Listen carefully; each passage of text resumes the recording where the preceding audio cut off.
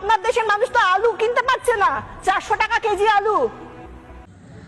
আচ্ছা আমি কিছু বুঝি না এই চুদা নিয়ে। আর এই যে ওই যে আরেকটা শালা আছে না, হকার সাংবাদিক, কি ওইটা ফালাফালি করে চুত মানে শালা। আর এই শালি করে সমস্যা কি আসলে?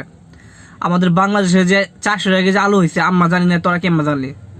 চুদানি মায়া গিরে মানে গুজব ছয়তে ছয় তোরা এমন এক পর্যায়ে গেছে গা যে আমাকে খালি মুখ দিয়ে গালাগালি আসে। এই চুদানি মাগি, 400 টাকা কেজি আলু হয়েছে, তোর কোনো শালা কইল রে? মাগি করে মাগি, চুর মানে শালি। পরশু দিনকে তো আমি আলু কিনলাম, 5 কেজি আলু 120 টাকা নিয়েছে। আর এই চুদানি কয়া আলু নাকি 400 টাকা কেজি হয়েছে। 400 টাকা কেজি আলু লিখিয়েবো। অবশ্য 400 টাকা কেজি আলু ছিল তোর আম্মা, তোর মা, তোর বৌদি হাসিনা যখন ছিল বাংলাদেশে তখন 400 টাকা কেজি আলু ছিল।